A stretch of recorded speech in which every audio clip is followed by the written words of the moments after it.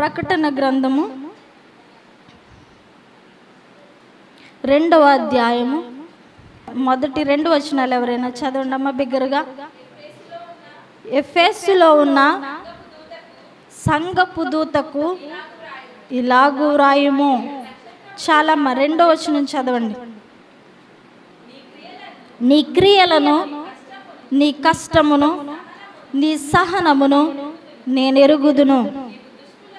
నీవు దుష్టులను సహింపలేవనియు అపోస్తులు కాకయే తాము అపోస్తులమని చెప్పుకొని వారిని పరీక్షించి వారు అబద్ధికులని నీవు కనుగొంటివనియు నీవు సహనము కలిగి నా నామము నిమిత్తము భారము భరించి అలయలేదనియు నేనెరుగుదును. అందరూ ఒకసారి దేవునికి స్తోత్రం చెప్దామా?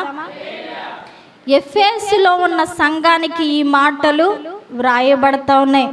ఎఫెసు సంఘము గురించి దేవాది దేవుడు అద్భుతమైన మాటలు చెప్తా ఉన్నాడు. ఎఫెసు సంఘానికి ఏమని రాస్తా ఉన్నాడంట? నీ క్రియలను, నీ కష్టమును, అలాగే నీ సహనమును నేను ఎరుగుదును. ఈ మాటలు చెప్పే ముందు ఎందుకు దేవుడు why he's acknowledging about what they are doing అనేది ఒకసారి చెప్తాను. ఎఫెసు పట్టణస్థుల గురించి, వారు చేసేదాని గురించి దేవుడు ఎందుకు అక్నాలెడ్జ్ చేస్తా ఉన్నాడంటే, ఎఫెసు పట్టణము ఎలాంటిదంటే, ఎఫెసు ఆ రోజుల్లో ఎఫెసు పట్టణము ఒక పోర్ట్ సిటీ, అంటే ఓడల రేవు అన్నీ ఉండే పోర్ట్ సిటీ. అలాగనే వాణిజ్యము ఎక్కువగా జరుగుతుండే, అంటే వ్యాపారాలు అవి బాగా జరుగుతూ ఉండే. వ్యాపారాలు అంటే అక్కడున్న వాళ్ళే చేసేసుకోరు కదా. వేరే ఊర్ల నుంచి, ఇంకా రోమన్ ఎంపైర్లో ఉన్న అనేక పట్టణాల నుంచి వ్యాపారాలు చేయడానికి ఆ ఎఫెసు పట్టణానికి అనేక మంది వస్తూ ఉండేవారు. అలాగనే ఫేమస్ ఆర్టెమిస్ టెంపుల్ ఎఫెసస్లో ఉంది, అంటే ఎఫెసు పట్టణంలో ఉంది.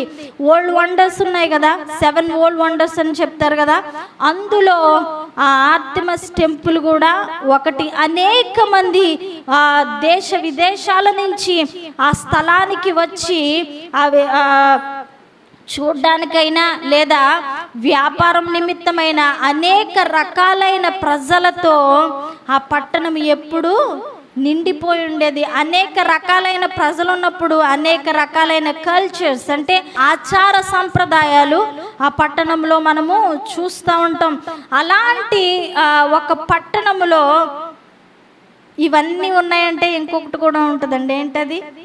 పాపము విస్తరించి ఉంటుంది. అలాగా పాపము విస్తరించి ఉన్న ఆ పట్టణంలో పౌలు దేవుని సంఘాన్ని నిర్మించాడంట. అందరూ ఒకసారి దేవునికి స్తోత్రం చెప్దాం. దేవుని సంఘాన్ని నిర్మించినప్పుడు ఆ బిడ్డల గురించి దేవాది దేవుడు ఏమని సాక్ష్యం ఇస్తా ఉన్నాడో తెలుసా? నీ క్రియలను, నీ కష్టమును, నీ సహనమును నేను ఎరుగుదును. ఎందుకంటున్నాడో తెలుసా? నీ క్రియలు ఎలా ఉన్నాయో నేను చూస్తా ఉన్నాను, నీవు పడే కష్టాన్ని నేను చూస్తా ఉన్నాను, నీ సహనాన్ని నేను చూస్తా ఉన్నానని దేవాది దేవుడు ఎందుకు చెప్తున్నాడో తెలుసా? ఇలాంటి మనుషుల మధ్య, లేదా పాపానికి చాలా సులువుగా లోపడిపోయే అవకాశాలున్న ఆ పట్టణంలో నిన్ను నీవు వేరు చేసుకొని, లేదా నిన్ను నీవు పాపము నుండి వేరు చేసుకొని నువ్వు ఎలా జీవిస్తున్నావో నీ క్రియలన్నింటినీ నేనేం చేస్తా ఉన్నాను? చూస్తా ఉన్నాను. నాకు తెలుసు నీ కష్టాన్ని, నువ్వు ఎంత ప్రయాసపడతా ఉన్నావో, ఎంత కష్టపడి నువ్వు దేవుని మార్గంలో నడవడానికి ఇష్టపడతా ఉన్నావో అదంతా కూడా నేను చూస్తా ఉన్నాను. నువ్వు ఎంత సహనము కలిగి దేవుని కొరకు దేవుని సన్నిధిలో నిలబడతా ఉన్నావో నేను చూస్తా ఉన్నాను. అవన్నీ నేను విడిచిపెట్టలేదు. నీవు పడే కష్టము నా దగ్గర ఉందని ఎఫెసీ పట్టణస్థులకు దేవాది దేవుడే సాక్ష్యం చెప్తా ఉన్నాడండి. ఒకవేళ ఎవరైనా నీవు చేసిన కష్టాన్ని గుర్తించి నేను పలానా పని చెప్పాను, నువ్వు ఆ పనిని చాలా కష్టమైన కానీ సహనముతో ఓర్పుతో చేసావమ్మా, లేదా చేసావు బాబు అని అంటే ఎంత సంతోషాన్ని ఇస్తాయి ఆ మాటలు. మీరు ఎంత కష్టపడి చేసినా ఆ ఒక్క మాట ఆ కష్టాన్నంతటిని మర్చిపోయేలా చేస్తుంది. అంటే ఎక్నాలెడ్జ్మెంట్ అనేది మనుషులుగా మనందరము కోరుకుంటూ ఉన్నాం. ఎవరైనా ఒకరు నీ కష్టాన్ని గుర్తిస్తే అది నీ జీవితంలో నీకు ఆనందాన్ని కలిగిస్తూ ఉంటుంది. అలాగనే ఎఫెసీ పట్టణస్థులు తమ్మును తాము వేరు చేసుకుని జీవించే జీవితాన్ని దేవాది దేవుడు నేను చూస్తున్నాను అని చెప్పినప్పుడు అది వారికి ఆనందమే కదండి, ఆనందమే కదా. ఆ తర్వాత ఏమంటా ఉన్నాడు, నీవు దుష్టులను సహింపలేదనియు అపోస్తులు కాకయే తాము అపోస్తులమని చెప్పుకొని వారిని పరీక్షించి వారు అబద్ధికులని నీవు కనుగొంటివనియు. ఈ మాట మనం చదివిన కీర్తనలో 36వ కీర్తనలో చెడుతనము వారికి అసహ్యము కాదు అన్న మాట ఉంటుంది. ఎవరికి? ఆ కీర్తన మొదటి వచనంలో మనము చూసినట్లయితే భక్తిహీనుడి కంట చెడు నడతలు అసహ్యము కాదంట. కానీ ఎఫెసీ సంఘములో ఉన్న గొప్పతనం ఏంటో తెలుసా? వారికి చెడుతనం ఏంటో తెలుసు, దుష్టులు ఎవరో తెలుసు, మంచివారెవరో తెలుసు. చాలామంది ఒక మాట ఉంది, దుష్ట సాంగత్యము మంచి నడవడిని చెరుపును. ఒకవేళ నీ సాంగత్యం మంచిగా లేదనుకో నీ నడవడిని కూడా చెరిపేస్తుంది. బైబిల్ గ్రంథంలోనే ఉంది. కానంట దేవుడిచ్చిన జ్ఞానాన్ని బట్టి ఎఫెసీ సంఘపు వారంట దుష్టులెవరో, దుర్మార్గులెవరో, చెడు నడతను ప్రేమించేవారెవరో బాగుగా గుర్తించారంట. కొంతమంది మేము దేవుని నమ్మాము, మేము దేవుని మార్గాలను అనుసరించి నడుస్తున్నాము, దేవుడు చెప్పినట్లుగా మేము చేస్తా ఉన్నాం, మేము అపోస్తులము అని వచ్చి ఎఫెసీ సంఘపు వారితో చెప్తేనంట వారి నడతలను బాగుగా పరిశీలన చేసి వారు ఏమని తెలుసుకున్నారంట? వారు అబద్ధికులని తెలుసుకున్నారంట. వారు చేయని దానిని చేస్తున్నామని చెప్తున్నారు. దేవుని మార్గాల్లో నడవట్లేదు, దేవుడు చెప్పినట్లుగా జీవించట్లేదు, లేదా దేవుడు చేయమన్న దాన్ని కాకుండా దేవుడు అసహించుకునే పనులు వారు చేస్తూ ఉన్నారు. అయినప్పటికీ ఏమని చెప్తున్నారంట? మేము దేవుని బిడ్డలమని చెప్తున్నారంట. అయితే ఎఫెసీ సంఘపు వారు తెలుసుకున్నారంట, వారి మాటలు వేరు, వారి క్రియలు వేరు, వారి మాటలు వేరు, వారి ప్రవర్తన వేరు, వారు చెప్పేది ఒకటి, వారు జీవించేది మరొకటి అని ఎఫెసీ సంఘపు వారు తెలుసుకొని వీరు అపోస్తులు కాదు, వీరు అబద్ధికులు అని తెలుసుకున్నారంట. ఈనాడు మనము కూడా దేవుని సంఘమై ఉన్న మనము కూడా ఎవరు అపోస్తులలో, ఎవరు అబద్ధికులో, ఎవరు దేవుణ్ణి పోలి నడుచుకుంటున్నారో, ఎవరు దేవుణ్ణి పోలి నడుచుకోవట్లేదు, ఎవరి క్రియలు యేసయ్యను చూపిస్తున్నాయో, ఎవరి క్రియలు యేసయ్యను చూపించట్లేదో తెలుసుకుని వివేచించి నడుచుకునే జ్ఞానాన్ని కలిగి ఉండాలి. దేవుని సంఘముగా ఉన్న మనము, దేవుని బిడ్డలుగా ఉన్న మనము ఆ జ్ఞానము, ఆ వివేచన కలిగి ఉండే వారముగా ఉండాలి. అలా లేదంటే దేవుడు అది కూడా చూస్తూ ఉన్నాడు. మీలో ఎవరికైనా జ్ఞానం కొదువై ఉంటే నన్ను అడగండి, నేను ఇస్తానన్నాడు. అందుకనే నేను ఈ జీవన ప్రయాణంలో జ్ఞానము కలిగి అలా నడుచుకోవాలి. ఏది చెడో, ఏది మంచో, నేను దేనిని అసహించుకోవాలో, దేనిని హత్తుకోవాలో నేను ఎలా తెలుసుకోవాలి అని నువ్వు దేవుని సన్నిధిలో మొరపెడితే, దేవుని సన్నిధిలో అడిగితే దేవాది దేవుడు నీకు అనుగ్రహిస్తాడు. అంతేకాకుండా నువ్వు ఎవరిని పడితే వారిని అనుసరించేసి అమ్మో వాళ్ళు చాలా గొప్పోళ్ళు, వారి మాటలు చాలా మంచిగా ఉంటాయి, లేదా వారు చెప్తే దేవాది దేవుడే దిగొచ్చి చెప్పినట్టు ఉంటుంది అనుకొని ఎవరిని పడితే వారిని నమ్మేసి గుడ్డిగా వారు ఏదంటే అది మీరు చేయొద్దు. ఎందుకంటే ఎఫెసీ సంఘం అలా చేయలేదని దేవాది దేవుడు గుర్తించి వారిని ఏం చేస్తున్నాడు? అప్రిషియేట్ చేస్తున్నారు. నువ్వెవరిని పడితే వాళ్ళని గుడ్డిగా అనుసరించి వెళ్ళిపోలేదు. నువ్వు ఏది మంచో ఏది చెడో, ఎవరు దుష్టులో ఎవరు మంచివాళ్ళో, ఎవరు దేవుణ్ణి అనుసరించి నడిచేవారో ఎవరు దేవుణ్ణి అనుసరించి నడవని వారో నువ్వు తెలుసుకున్నావని దేవాది దేవుడు వారి గురించి సాక్ష్యం చెప్తా ఉన్నాడు. చాలామంది మాకు తెలియదండి అంటా ఉంటారు. తెలియదంటే దేవుని దగ్గర మనం ఏం చేయాలి? జ్ఞానం ఇమ్మని అడగాలి.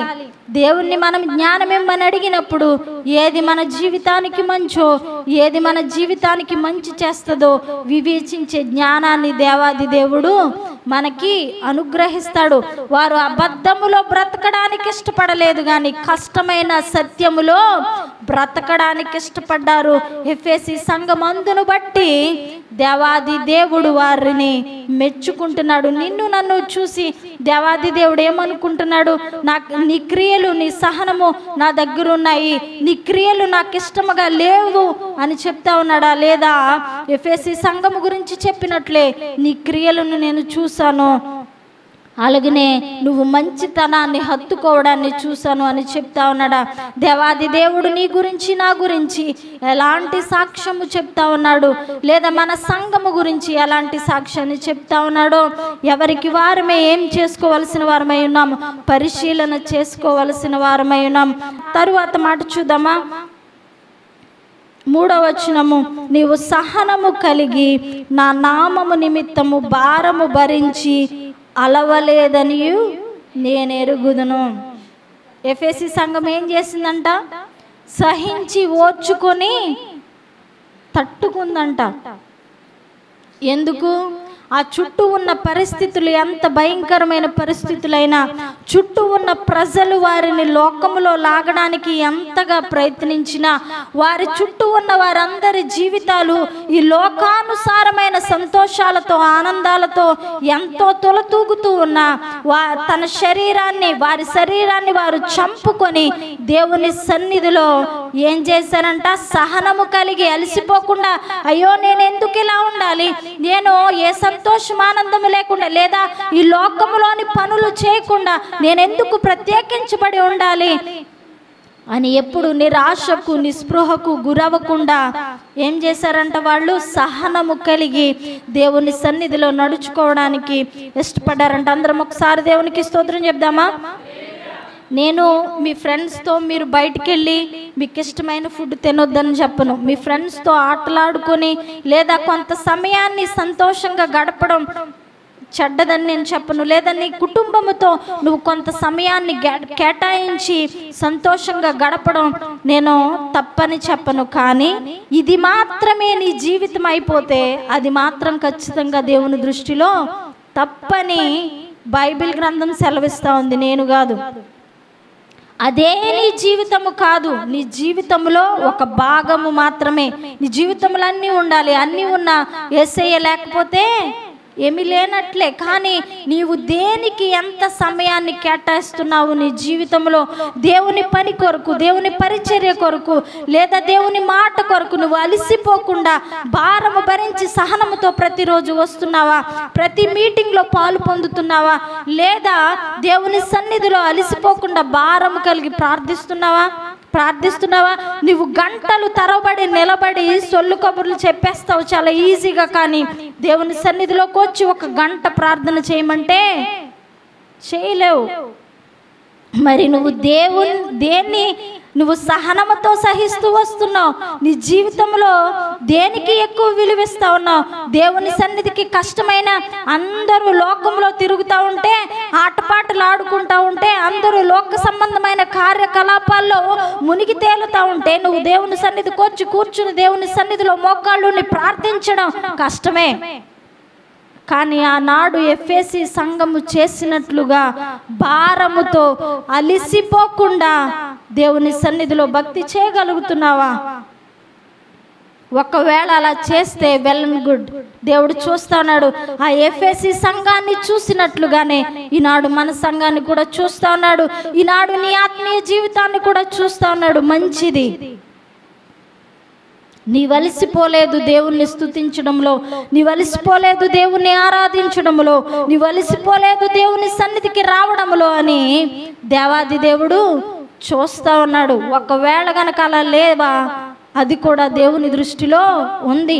ఏదో ఒక రోజు దేవుడు నీవు నడిచే నడక సరిగా లేదమ్మా, నీవు వెళ్ళే మార్గము సరిగా లేదు, నీవు దేవుణ్ణి ప్రేమించడం విషయంలో అలసిపోయావు, నీవు దేవుని సన్నిధికి రావడం విషయంలో సహనాన్ని కోల్పోయావు అని దేవాది దేవుడు నీకు చెప్పే పరిస్థితి నీ జీవితంలో నీవు తెచ్చుకోకూడదు. ఎవరి జీవితంలో అది రాకూడని పరిస్థితి. కానీ ఇన్ని మంచి మాటలు దేవాది దేవుడు ఎఫెసీ సంఘం గురించి చెప్పాడు కదా.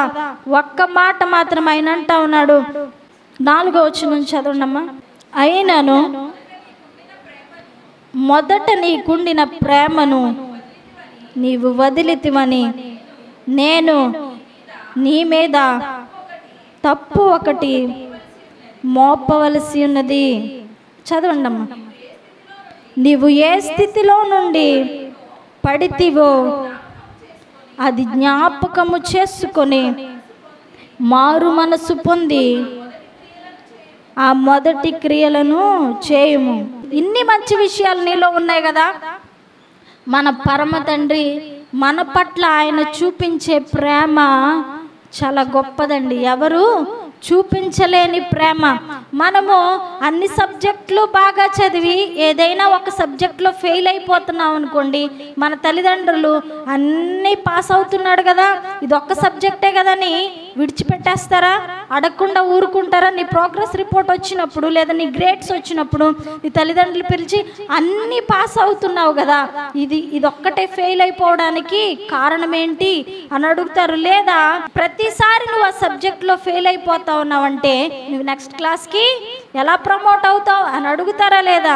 దేవాది దేవుడు కూడా ఎఫెసీ సంఘాన్ని అలాగనే అడుగుతా ఉన్నాడు. నువ్వు అన్నింటిలో నేను అన్ని టిక్ పెడుతూ వచ్చాను, అంత బాగానే ఉంది, నీ చెక్ లిస్ట్ నేను చూసినప్పుడు అన్నీ నేను టిక్సే పెట్టాను, కానీ ఒకే ఒక్క విషయంలో పెట్టలేకపోతున్నాను. అదేంటో తెలుసా? మొదట నీకుండిన ప్రేమ నా ఎడల ఇప్పుడు లేదు. ఒకసారి అందరూ నువ్వు ఆత్మీయ జీవితాన్ని లేదా నువ్వు దేవునితో సహవాసం చేయడం మొదలుపెట్టినప్పుడు, లేదా నువ్వు మారు మనసు పొంది లోకము నుండి వేరైపోయి దేవుని సన్నిధికి వచ్చినప్పుడు నీ భక్తి జీవితం ఎలా ఉంది, ఇప్పుడు నీ భక్తి జీవితము ఎలా ఉంది? మొదట దేవుని పట్ల నీకున్న ప్రేమ ఇప్పుడు కూడా ఉందా లేదా? అది తగ్గిపోయిందా లేదా? మొదట దేవుని పట్ల ఉన్న నీకున్న ఆసక్తి ఇప్పుడు కూడా ఉందా లేదా తగ్గిపోయిందా? అందరం ఒకసారి కూర్చొని ఆలోచించుకోవాల్సిన విషయం ఇది. ఆయన అంటున్నాడు అన్నీ బాగానే చేస్తా ఉన్నారు, కానీ మొదట మీరు నన్ను ప్రేమించినంతగా ప్రేమించలేకపోతా ఉన్నారు. మొదట నీవు ఎలాంటి క్రియలనైతే నా ఎడల చూపించావో అలాంటి క్రియలను నీవు చూపించలేకపోతా ఉన్నా. చాలా మంది విశ్వాసులకు ఉండే అలవాటు ఏంటంటే వారి కష్టాన్ని బట్టో వారి బాధను బట్టో ఏం చేస్తూ ఉంటారు? దేవుని సన్నిధికి వస్తూ ఉంటారు. దేవుణ్ణి నమ్ముకున్న కొత్తలో ఎక్కడ మీటింగు మిస్ అవ్వరు సాధారణంగా. ఆ తరువాత గ్రాడ్యువల్గా ఏమవుతూ ఉంటారు? వారి బాధలు తగ్గే కొందే వారు దేవుని సన్నిధికి వచ్చే విధానం మారిపోతూ ఉంటుంది. నీవు మొదట దేవుని తెలిసినప్పుడు నీ భక్తి జీవితం ఎలాగుంది, ఇప్పుడు నీ భక్తి జీవితము ఎలా ఉంది? అదే ప్రశ్న డైరెక్ట్గా చెప్తున్నాడు ఎఫెసీ సంఘస్థులకు. దేవాది దేవుడు మొదట నీకుండిన ప్రేమ అయితే ఇప్పుడు లేదు. నీకే ఆ విషయం తెలుసు, ఎందుకంటే అది దేవాది దేవునికి నీకు మధ్య ఉన్న విషయం కాబట్టి నీకు నీవే ఏం చేసుకోవాలి? పరిశీలన చేసుకోవాలయ్యా, నా భక్తి జీవితం నీ సన్నిధిలో ఎలా ఉంది? మొదట నాకుండిన ప్రేమ నీ పట్ల ఇప్పుడు కూడా ఉందా? నేను మొదటిలాగే నీ సన్నిధిలో భయభక్తులు కలిగి నడుస్తా ఉన్నానా లేదా? సహనము కలిగి ఓర్పుతో నీ సన్నిధికి వస్తా ఉన్నానా లేదా అని నిన్ను నీవే దేవుని సన్నిధిలో కూర్చొని పరిశీలించుకోవాల్సిన అవసరత ఎంతైనా ఉంది. అది మీకు దేవునికి మధ్య ఉన్నది కాబట్టి నీవు నీవు దేవుడు మాత్రమే సార్ట్ అవుట్ చేసుకోవాలి. అది ఎవరికి చెప్పే విషయం కాదు. నీ భక్తి జీవితాన్ని నీవే కట్టుకోవాలి. దేవుని పట్ల నీ ప్రేమ ఎలా ఉందో నీవు తెలుసుకొని, ఒకవేళ గనక నీ ఆత్మీయ స్థితిలో నీవు ఒక మెట్టెక్కాను, నేను ప్రభు దగ్గరకు వచ్చినప్పటి నుంచి ఇప్పటికీ నా ఆత్మీయ స్థితిలో నేను ఒక మెట్టెక్కాను, లేదా ఇది వరకు ఎంత ప్రార్థన చేసేదాన్ని ఇప్పుడు ఎంత ప్రార్థన చేస్తున్నాను, ఒక్కసారి నేను ఒక అధ్యాయం బైబిల్ చదివేదాన్ని, లేదా ఇప్పుడు ఇంకా ఎక్కువ చదువుతా ఉన్నాను. నీ భక్తి జీవితాన్ని నువ్వు టాలీ వేసుకున్నప్పుడు ఒక మెట్టు ఎక్కువలో ఉన్నావు అనుకో, వెళ్ళని గుడ్, మంచిది, దేవుడు నిన్ను ఆశీర్వదిస్తాడు. ఒకవేళ నీ భక్తి జీవితాన్ని నువ్వు వెనక్కి తిరిగి చూసుకున్నప్పుడు నీకు మొదటుండిన ప్రేమ దేవుని పట్ల లేకపోతే దేవాది దేవుడు ఏమని చెప్తున్నాడో తెలుసు. ఒకసారి చదువుదామా, ఎఫెసీ సంఘానికి ఏమని చెప్తున్నాడో. నీవు ఏ స్థితిలో నుండి పడిపోతివో అది జ్ఞాపకము చేసుకొని మారు మనసు పొంది ఆ మొదటి క్రియలను చేయుము. నీవు ఏ స్థితిలో నుంచి పడిపోయావో, ఎంత భక్తిగా ఉండి దేవుని ఎంత ప్రేమించి ఎంత ఆరాధించే వ్యక్తిగా ఉన్నావో ఆ స్థితిని ఒకసారి జ్ఞాపకం చేసుకో. ఆ పరిస్థితిని మళ్ళీ ఒకసారి జ్ఞాపకం చేసుకో. అయ్యో, నా దేవుని సన్నిధికి నేను పరుగులు పెట్టి వెళ్ళేదాన్నే, లేదా నా దేవుని సన్నిధిలో నేను ఎంత సమయం గడిపేదాన్నే, నా దేవుణ్ణి నేను ఎంతగా ప్రేమించేదాన్నే, ఎంతగా ఆరాధించేదాన్ని నువ్వు జ్ఞాపకం చేసుకుని మళ్ళీ ఏం చేయాలంట, ఆ మొదటి స్థితికి నీవు తిరిగి రావాలి. నువ్వు మొదట ఏదేదైతే చేసావో అదంతా కూడా తిరిగి ఆ క్రియలను చేయము అన్న మాట అక్కడ ఉంది. నువ్వు ఆలోచించుకొని వదిలేస్తే ఎలాంటి ప్రయోజనము లేదు. నువ్వు ఆలోచించుకొని మొదట నీ ఆత్మీయ స్థితి ఎలా ఉందో ఆ మొదటి క్రియలను చేయడానికి నీవు ఇష్టపడాలి. ఇంగ్లాండ్ దేశంలో ప్రభు నమ్మిన ఒక తల్లి ఉందంట. ఆదివారం తల్లులందరికీ టాస్క్ కదా, పిల్లల్ని సిద్ధపరచాలి, వాళ్ళు కూడా సిద్ధపడాలి. చాలా హడావిడిగా చర్చికి తయారవుతూ వాళ్ళ అమ్మగారు అన్నారంట, బాబు మరి చర్చ్ టైం అయిపోతుంది, గో గెటప్, నువ్వు గెట్ రెడీ, నువ్వు తయారైపో అని చెప్పారంట. చాలా సోఫాలో రిలాక్స్డ్గా కూర్చొని, మామ్ నేను ఈరోజు రావట్లేదు, మీరు వెళ్ళొచ్చేయండి అన్నాడంట. తల్లి ఏమి మాట్లాడకుండా, మారు మాట మాట్లాడకుండా, ఆమె బైబిల్ ఏవో ఆమె చంకలో పెట్టుకొని వస్తానన్న వారందరినీ తీసుకొని చర్చ్కి వెళ్ళిపోయింది. ఈయన చక్కగా రిలాక్స్డ్గా టీవీ చూస్తూ సోఫాలో కౌచ్లో కూర్చొని రిలాక్స్డ్గా టీవీ చూస్తూ ఉన్నాడంట. వాళ్ళు చర్చికి వెళ్ళారు, ఆరాధనలన్నీ అయిపోయినాయి, తిరిగి వచ్చేసారు. ఇంకా ఈ బాబు ఆ కౌచ్లోనే కూర్చొని అలా టీవీ చూస్తూ ఉన్నాడంట. బైబిల్స్ అన్ని దగ్గర ఒక పక్కన పెట్టేశారు, వారు పెట్టే స్థలంలో పెట్టేసి మళ్ళీ ఫ్యామిలీ అందరూ కలిసి హడావిడిగా బయటికి వెళ్ళిపోతూ ఉన్నారంట. ఆ డోర్ దగ్గరికి వచ్చేసరికి, మామ ఎక్కడికి వెళ్తా ఉన్నారు, మరి ఇది లంచ్ టైం కదా అన్నాడంట. మరి లంచ్ టైమే, లంచ్ చేయడానికే మేము బయటికి వెళ్తున్నాం అన్నారంట. మరి అదేంటి నన్ను తీసుకెళ్ళకుండా వెళ్తున్నావు, నేను కూడా రావాలి కదా, మరి నాకు కూడా లంచ్ కావాలి కదా అని అన్నాడంట. అవునా, నీకు లంచ్ కావాలా, యూ హంగ్రీ, చాలా ఆకలిగా ఉందా నీకంటే, చాలా ఆకలేస్తుంది మామ్, నాకు కూడా లంచ్ కావాలి, నేను కూడా వస్తానంటే. ఆవిడ అందంట, టీవీలో మెక్డొనాల్డ్స్ అడ్వర్టైజ్మెంట్ వస్తుంది, అది చూసి నువ్వు కడుపు నింపేసుకోనానా. మెక్డొనాల్డ్స్ మీ అందరికీ తెలుసు కదా, తినడానికి మేము లంచ్కి ఎక్కడికి వెళ్తున్నాం, మెక్డొనాల్డ్స్కి వెళ్తున్నాం. నువ్వు మాత్రం ఆరామ్సే ఆ కౌచ్లో కూర్చొని ఆ మెక్డొనాల్డ్స్ యాడ్ వస్తూ ఉంటుంది, అది చూసి నీ కడుపు నింపుకో అంటే ఇంక ఏమి మాట్లాడలేకుండా అలాగే ఉన్నాడంట క్వైట్గా. ఎందుకు, చర్చ్ అయితే అవసరం లేదు, దాని దగ్గరికి నేను వెళ్ళను, పర్వాలేదు, మరి మెక్డొనాల్డ్స్కి అయితే వస్తాను, చర్చి ఇంట్లో ఆన్లైన్లో చూస్తానని ఎలా చెప్పావో ఇది కూడా అడ్వర్టైజ్మెంట్ చూసి కడుపు నింపుకుందండి. మంచి సమాధానం ఇచ్చింది కదండి తల్లి. ఏం చేయాలో తెలియక ఆ పూటకు పస్తున్నాడంట.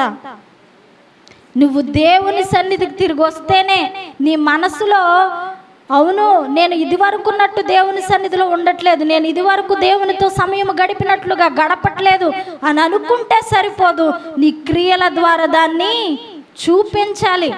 నువ్వు ఆత్మీయ స్థితిలో ఎదుగుతున్నట్లుగా తిరిగి మళ్ళీ నువ్వు మొదట చేసిన క్రియలన్నీ చేయాలి. నువ్వు దేవాది దేవుణ్ణి ఎలాగూ ప్రేమించావో తిరిగి అలా ప్రేమించడానికి ఇష్టపడాలి. నువ్వు ప్రేమిస్తున్నావని చెప్పడానికి నిదర్శనం ఏంటి?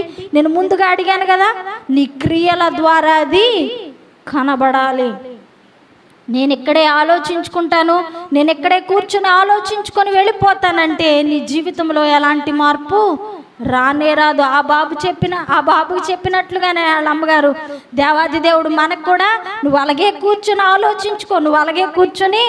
ఆలోచించుకో అని చెప్పి ప్రతిఫలం ఇవ్వకుండా తిరిగి వెళ్ళిపోతాడు. అలాంటి సంఖ్యలో నీవు నేను ఉండడం మన దేవాది దేవునికి ఎంత మాత్రము ఇష్టం లేదు. కాబట్టి ఈ మాటలని మన జీవితాలకు అవసరమని ఈ పరిశుద్ధ గ్రంథములో వ్రాయించి ఉంచాడు.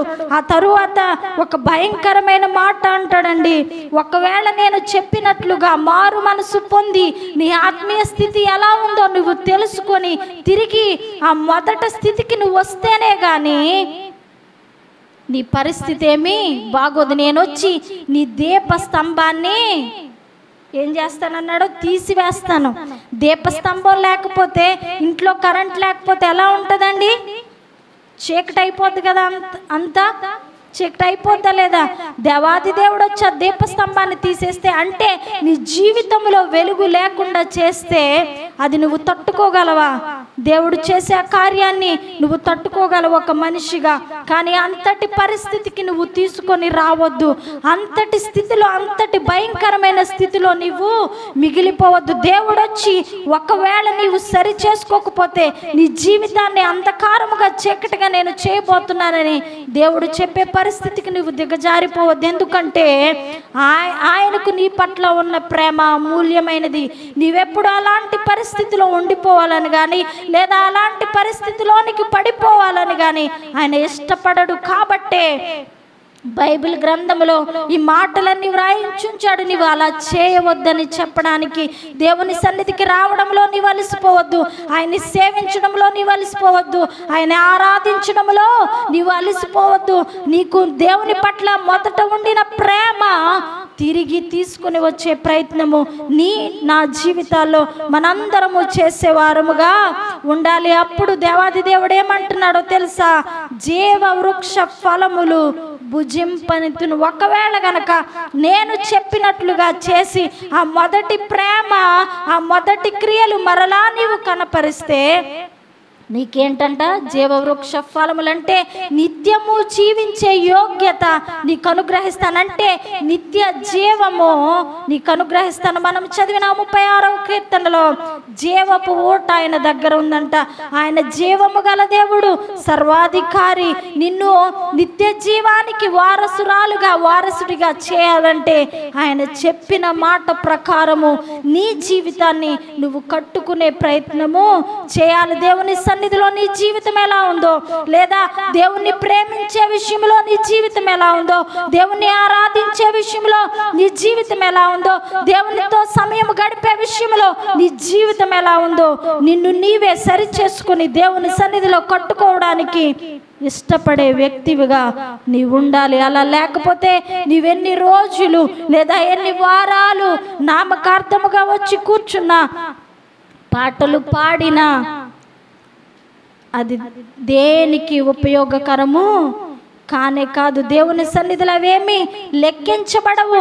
నామకార్థముగా నీవు వస్తున్నావు అన్నదే దేవుడు లెక్కిస్తాడు, కానీ నీ వచ్చిన దానికి ప్రతిఫలాన్ని అయితే నీవు పొందుకోనేలేవు. కాబట్టి మధ్యాహ్న సమయంలో అందరం ఒక్కసారి మోకాళ్ళుని దేవుని సన్నిధిలో అడుగుదామా?